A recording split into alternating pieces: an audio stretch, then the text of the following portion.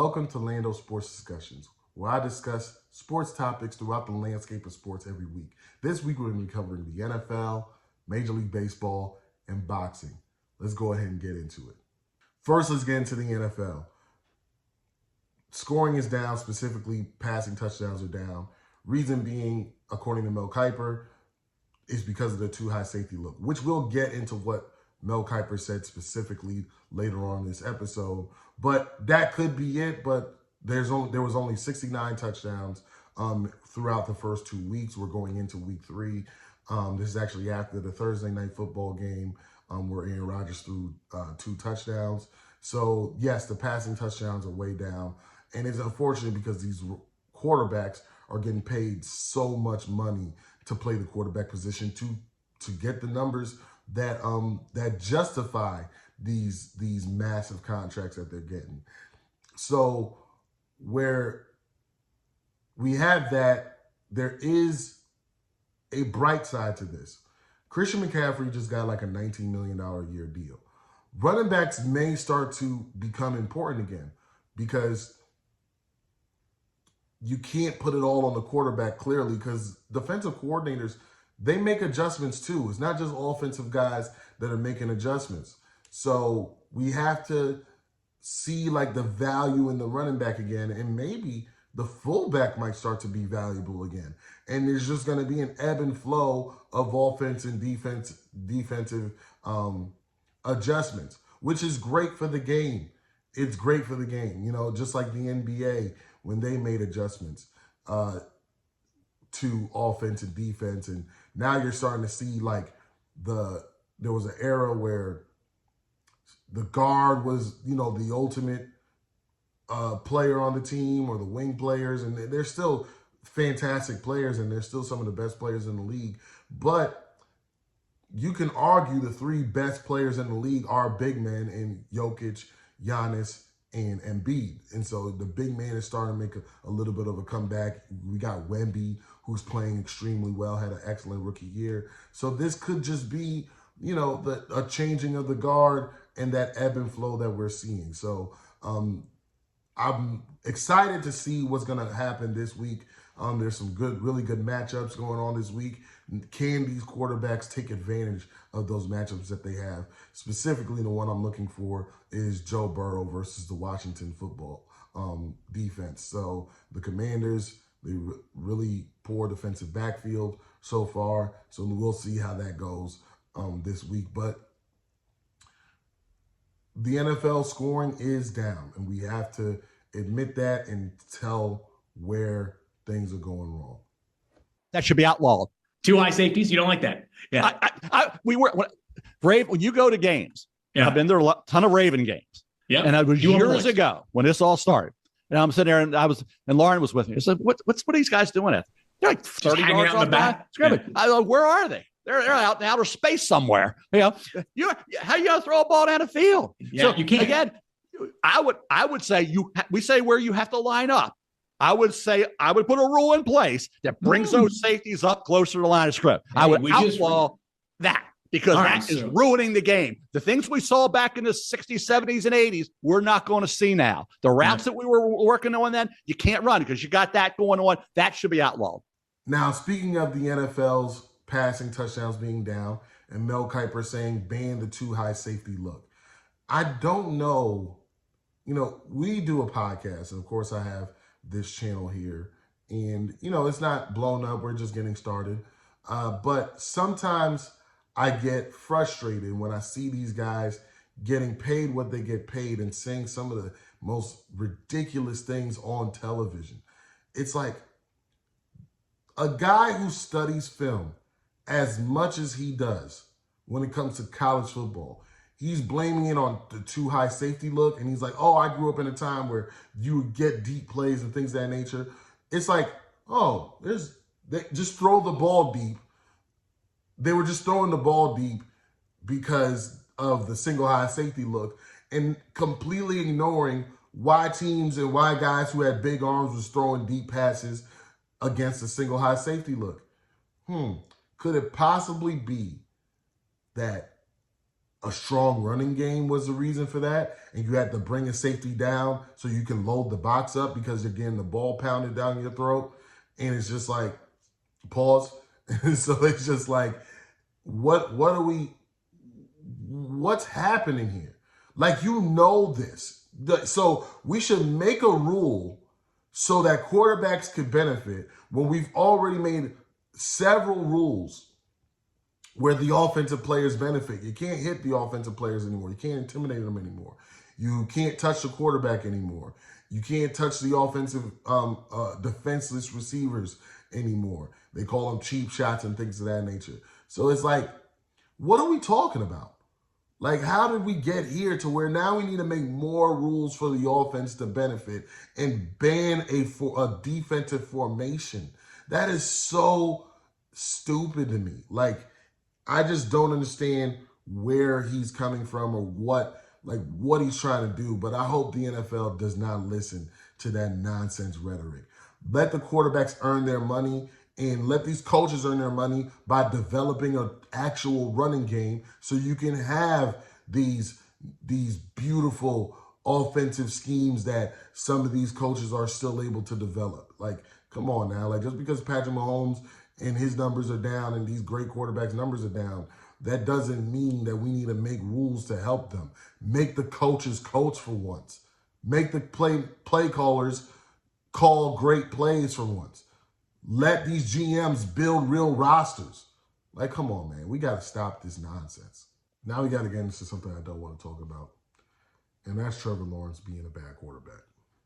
I've been somebody who is publicly put out there on my TikTok that Trevor Lawrence is going to be a top 5 quarterback. And he's not even close to being that.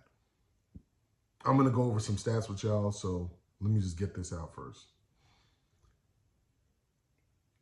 You can't keep blaming Doug Peterson and the play calling because he's dead last in quick throw plays. Maybe that's part of the play calling, but you would think a top 5 quarterback can make quick throw plays. He's dead last in completions and completion percentages. He's also 28th and 29th in points, expected points per drive. Part of that, he throws a lot of guys out of the red zone. He's not very accurate with the football in the red zone. He's one of the least accurate quarterbacks in the red zone in football. The only guy who's performed worse over a 5-year time span in the red zone that is still starting in the NFL is Derek Carr. So yeah, he's bad in the red zone. He averages 4.4 yards per pass. The only players that are worse than him in the NFL, Bryce Young, who has just been permanently benched, and Will Levis, who should have never been starting in the NFL. And he's also, he's just been very bad at the quarterback position. We can't keep blaming it on coaching, play calling, things of that nature. The reason why I don't think he's committed to being a great quarterback, there were 3 guys, and he's one of them, who said, I'll be fine without the NFL. The NFL isn't everything. And the NFL really isn't everything. But the guys who were great and elite, they're obsessed with it.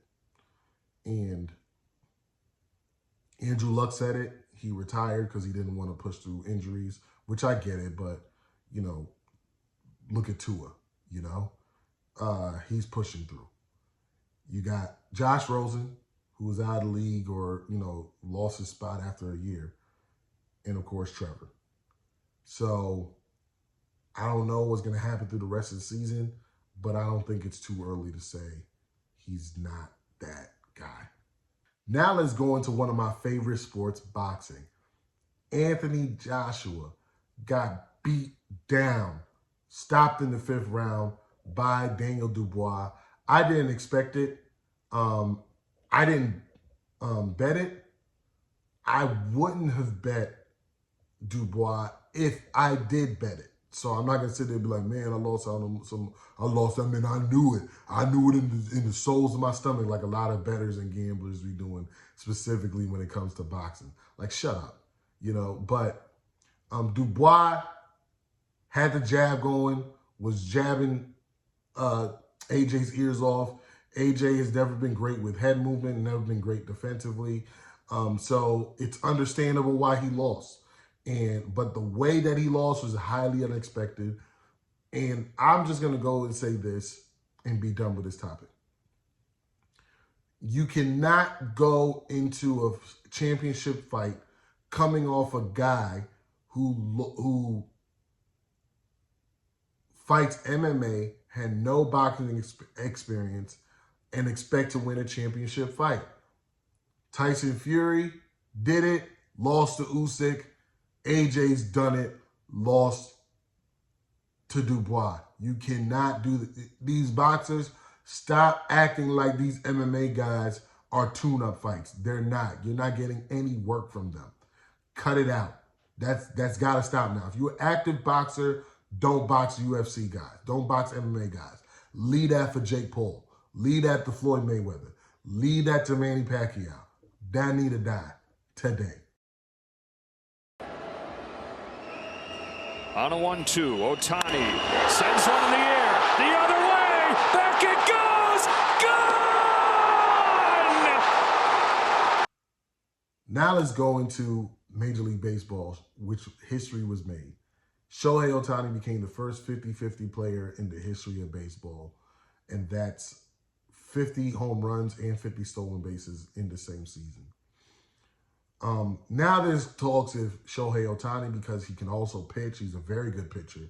He's not like just a guy who pitches. He's a top pitcher when he is pitching. Is he the greatest player of all time? And I feel like that's early. And though I watch a little bit of baseball, I'm not going to act like I'm a diehard fan. I watch enough baseball to know kind of what's going on. I follow it enough to know what's going on.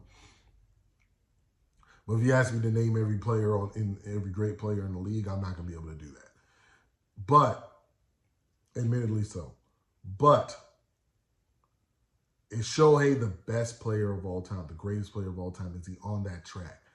I have a firm belief that you cannot be considered the GOAT unless you have championships.